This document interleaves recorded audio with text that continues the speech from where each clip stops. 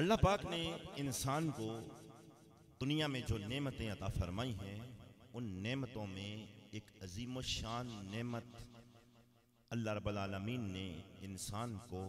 औलाद की सूरत में अता फरमाई है। ये औलाद इंसान के लिए अल्लाह की दी हुई नेमतों में से एक बहुत बड़ी नेमत है। औलाद जिंदगी में इंसान का असबाब के हवाले से सहारा भी बनती है, इंसान की नेक नामी का जरिया भी बनती है, और यही औलाद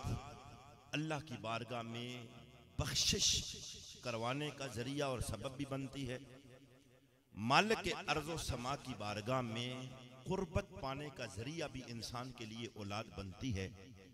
और जन्नतुल फिरदौस में दराजात की बुलंदी का जरिया भी इंसान की औलाद बनती है। ये औलाद एक ऐसी नेमत है कि दुनिया में रहते हुए भी इंसान इससे मुस्तफीद होता है, कब्र में चले जाने के बाद भी अल्लाह ने जैसे औलाद जैसी नेमत अता फरमाई है, वो उसके नफ़े का जरिया बनती है, और हशर के मैदान में भी इंसान के लिए औलाद नफ़े का बायस होगी। इस सूरत में कि जब औलाद इंसान की नेक हो और उस औलाद को नेक बनाने में और उसे तरबियत देने में वालिदैन ने कुछ फिक्र की हो और कुछ तवज्जो दी हो, तो फिर ये वो औलाद होती है जो अल्लाह रब्बुल आलमीन की बारगाह में कुर्बत का जरिया भी बनती है और बख्शिश का जरिया भी बनती है। इसी अहमियत के पेश नज़र अंबियाए किराम ने अल्लाह रब्बुल आलमीन से औलाद के हुसूल के लिए दुआएं भी की हैं, और उन दुआओं को मालिक कायनात ने कुरान पाक में बयान फरमाया है। सैयदना हजरत इब्राहीम अलैहिस्सलाम ने अल्लाह से बेटा मांगा, रब्बि हबली मिनस सालिहीन, या अल्लाह नेक बेटा अता फरमा, तो उसे भी बयान किया। और हजरत ज़करिया अलैहिस्सलाम ने जो अल्लाह से औलाद के लिए दुआ मांगी,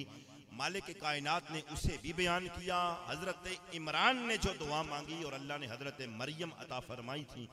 उसे भी अल्लाह रब्बुल आलमीन ने अता फरमाई, और उसको जिक्र भी अल्लाह रब्बुल आलमीन ने बयान फरमाया। गोया औलाद रब के अता करदा नेमतों में से ऐसी नेमत है और इतनी मुफीद नेमत है कि अल्लाह के नबियों की तमन्ना भी रही है कि मालिक कौनाइन हमें सुथरी औलाद अता फरमाए। और फिर औलाद एक ऐसी शय है, गैर इंसान के जिस्म का हिस्सा होती है और इंसान के वजूद का एक टुकड़ा होती है। फितरतन इंसान अपनी औलाद के मामले में बहुत हसास होता है और फिक्रमंद होता है। हर बंदा अपनी औलाद के मामले में बहुत हद तक फिक्र होता है। अगर इंसान हो, अक्ल शऊर अल्लाह ने उसको दिया हुआ हो, तो सबसे पहले औलाद होने की फिक्र होती है कि अल्लाह औलाद अता फरमा दे, और जिस वक्त वो औलाद अल्लाह अता फरमा दे तो फिर उसकी रोजी रोटी की फिक्र होती है, उसकी परवरिश की फिक्र होती है, और उसकी तालीम की फिक्र होती है। उसकी तालीम मुकम्मल हो जाए तो उसके लिए नौकरी का कोई जरिया बन जाए, ये इंसान को फिक्र होती है। और फिर उसके बाद औलाद की शादी की फिक्र होती है वालिदैन को, और फिर भी फिक्र ख़त्म नहीं होती, बल्कि अब और फिक्र लग जाती है कि अल्लाह मेरी औलाद को भी बच्चे अता फरमा। यूं औलाद के मामले में इंसान इंतहाई फिक्रमंद होता है और इंतहाई संजीदा होता है, और होना भी चाहिए। लेकिन दुनियादारी के मामले में हम औलाद के मामले में फिक्रमंद तो होते हैं, उसके रोजी रोटी के मामले में फिक्रमंद होते हैं कि जो अल्लाह रब्बुल आलमीन का जिम्मा है, लेकिन जो जिम्मा हमारा है औलाद के मामले में, अक्सर वालिदैन उस मामले में औलाद के लिए फिक्रमंद नहीं होते और फिक्र नहीं करते।